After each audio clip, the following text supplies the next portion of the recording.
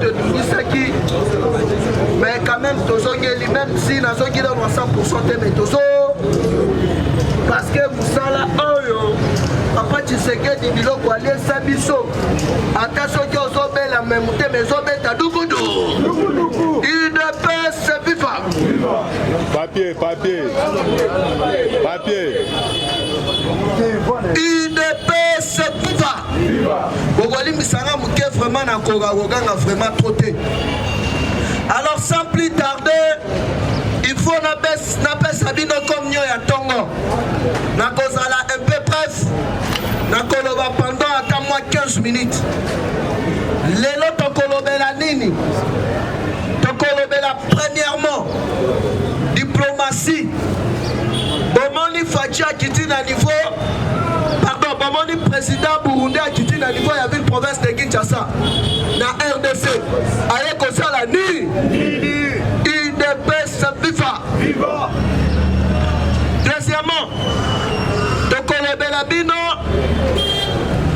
décision prise par Conseil à sécurité oyo bakotisaki yango na deux gouverneurs.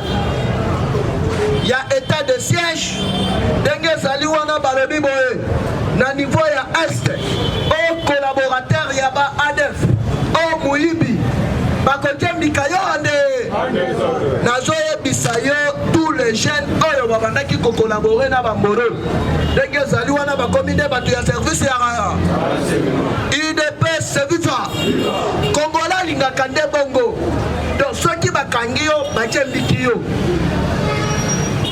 Troisièmement, tokobeta sur traîtrise ya Mike Hammer na pasteur moko auti kokufa awa dernièrement sokande mwana mai asignaki na Kabila yakeno alave ye na niveau ya peuple congolais. Kabila rassuré ye soki azongi na pouvoir akosala makambo kitoko. Et puis église catholique bakobanda lisusu kofuta bataxe te na baekole na bango. UDPS viva awa sikoyo yoka administration américaine très en colère contre Mike Hammer. Tolobate topanzate mutu oyo a freiné ba investisseur américain baya na RDC eza Mike Hammer azoloba makambo mususu mais soki akutani na Kabila alobi makambo mususu tout administration américaine balobi boye na janvier 2022 azonga na mboka na ba comme ça batinda ambassadeur mususu UDPS viva. Deuxièmement, service de renseignement ya Israël baye ko comprendre mutu a facilité rencontre ya Kabila Fayulu na Muzitu ezali Mike Hammer siro diplomatie ya Fachi na mindele bango bako ba comprendre yango te akoya boye azoyebisa bino makambo mususu mais na sese azosala makambo mususu UDPS viva parce que azali la personne le mieux informée ya mboka na biso. Et puis nyonso wana ebandaki kolekana en complicité na ancien premier ministre ya Israël oyo babengi na kombo ya Benjamin Netanyahu. Mais là bakomprenaki traîtrise na bango ancien premier ministre ya Israël batie liba UDPS viva awa sikoyo fongola matoi oyo mukolo ya lobi procureur général akotisi réunion ya bajuge ya baprocureur oyo nyonso babengi justice akangi bango litoi akamoli bango litoi alobi désormais kisalumeba yango boyokaki DG ya OGFM umugama balobi yo tata mokonzi alobaki baengage batu te mais boni yozo continue koengage kaka ba siko nyonso wana bakomi kokotisa ba agent fictif mpo bayebi audit ezali koya mpo na kojustifier confié plusieurs millions de dollars oyo bapilla pendant plusieurs années. Nazoyebisa bino ke no makambo ekomeli bangonka. Fati akozala invité na niveau ya administration américaine parce que ba émissaire oyo Joe Biden atindaki baya kosala ba investigation. C'est leur façon ya gérer ya Fati va comprendre que Mike Hammer rapport à bandaki kopesa bango ezali rapport ya ma mais sur terrain makambu musu talandenga reversaki na makambu ya minembu sokande ezalaki plan na bango lelo sikoyo ya kobima na mpwasa akoti na makambu ya loi ya Noël Chani souci ya Mike Hammer ezali ni UDPS viva, parti au pouvoir viva. Alors que Fati a renoué déjà. Parce que Fati a prévenu qui déjà. Alors le politique américain va se mettre dans des guerres dans son kendele, dans son monde comme si baso changa bakal. Pour balobaki longola ba généraux tout. Fati a longoli tous les généraux. Basoda baya Mike Hammer kuna zo pesa ba rapport ya mabe. UDPS viva en complicité dans Monisco. Liwa ya ambassadeur ya Italie. Type wana pe ayebia. Alors que ça qui copie na bango tout. Mais il y a que abeti bango me libre. Pour notre information, à Kenda pe na Rwanda bakutana na Paul Kagame. Ba organiser retour. Ya Kabila na pouvoir. Ou soit il y a zone ou soit tapé si de fait. Nayoki mutema pasi na ba service de renseignement ya Fati. Batu oyo babandaki ko soutenir loi ya réforme alonda église catholique. Pendant 18 ans ya Kabila au pouvoir, église catholique a sali 16 ans. Ni école ni église et bandaki ko futa taxe à l'état. Mais bon pour les bandaki au kende wa. Babimi na emploi. D'où Fati les reso combattre yeba ke non sambe akobanda ko confondre bino ande. UDPS viva. Parti au pouvoir viva. Viva. Awa sikoyo mama ya likambo esalini. Sokande John Numbi. Tolo bate. John Numbi va ko découvrir que non à s'exiler à niveau ya Burundi. Bangona Kalev. Sikoyo français oyo ya RDC. Ba service de renseignement ANR na déchem. L'air babandaki kobima bosala ki wa. Alors que ces pays zali kosa la pression. États-Unis zali kosa la pression. Canada zali kosa la pression. Donc on a qui monsieur Justin Trudeau, premier ministre ya Canada, alobi Fev Anichebe ya yozongana nunate. UDPS viva. Parti au pouvoir viva. Dossier ya des experts ya ONU. Ne ya Floribert Chebe ya na mesae. Sikoyo il faut bakanga i politique na. Yango sikoyo omoniti olifa kendaki. Oya kotala ba sinistré. Lukuta muna akendaki a préparé déjà cabale. Pour ceux qui bakangi Kabila et les Canadiens et les Canadiens en Afrique du Sud. L'air bakangi Jacob Zuma. Il y a quelques basoulou bapia qui ba magasin basala qui des autres. Kabal na ya kendaki na goma yango wana. UDPS viva. Mais tellement UDPS dans la machine ya politique. Dans la ligne à bagani sur le colon ya li. Tombola le boko kangaba. Fatima. Mais bino bapia mboka oyo avec plusieurs milliards de dollars. Pendant 18 ans. Aujourd'hui, il faut payer $10, $20.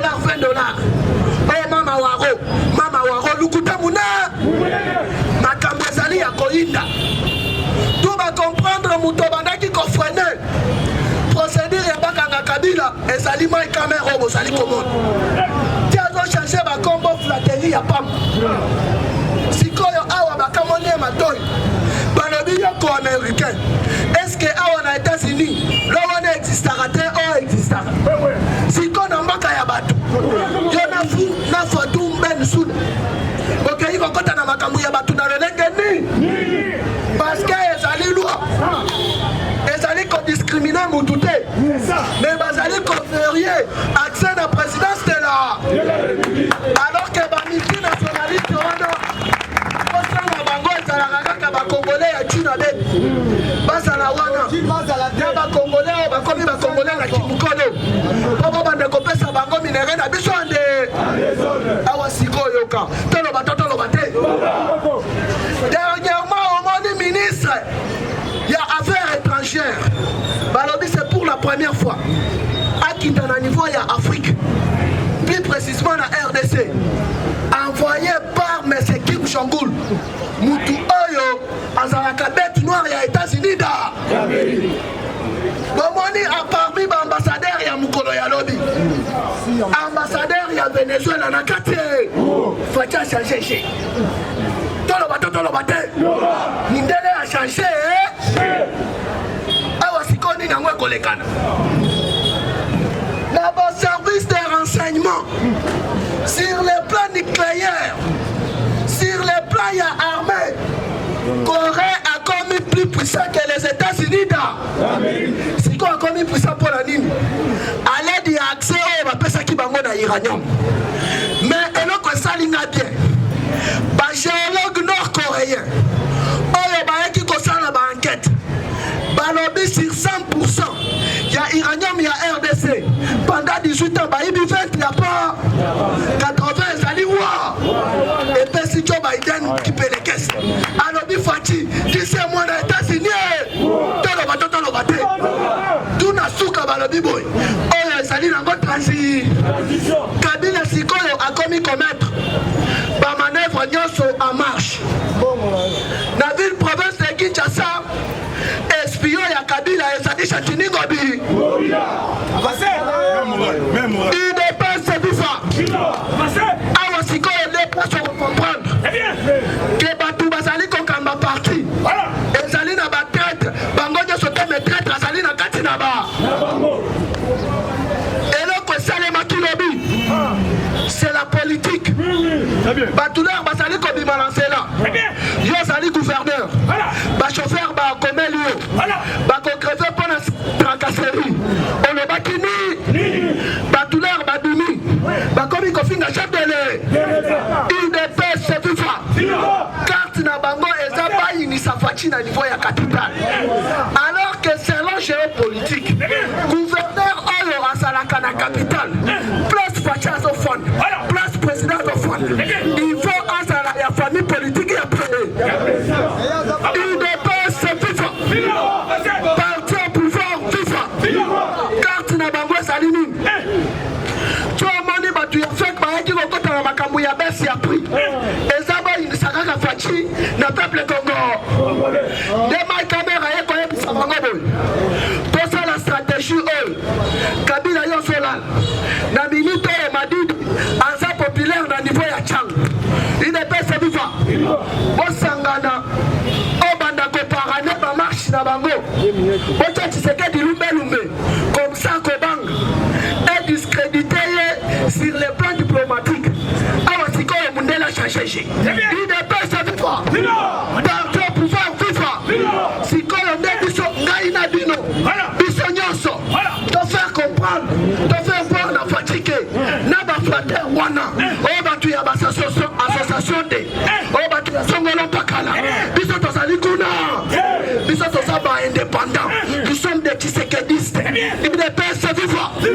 Dungo Bila Tosote le Melayete Nasu.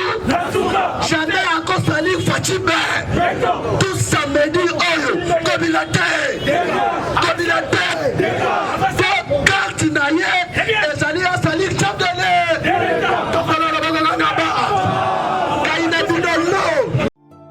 Une histoire à écrire avec des lingots d'or dans les annales des femmes vertueuses. La création du trophée M. Kassalou par la Lisadelle. Trophée M. Kassalou, se reconnaître le mérite de la veuve de l'opposant Étienne Tshisekedi Wamulomba. Femme d'honneur, femme forte, femme vertueuse, artisan de héros que l'on veut de vive voix. La grande première édition consiste à la remise officielle du trophée aux mains propres de Marthe Kassalou Tshisekedi fin avril 2021 à l'hôtel Béatrice à Gombe. La génération M. Kassalou, une génération sacro-sainte de jeunes filles et femmes à la ligne droite de valeurs indéfectibles pour des hommes faits et un Congo debout. Kassalou, femme sans pareil, elle mérite notre honneur. Pour tout contact, plus 243 80 89 028 30 plus 243 85 00 54 154, soit au siège de la Lisadel sur rond-point des Huileries.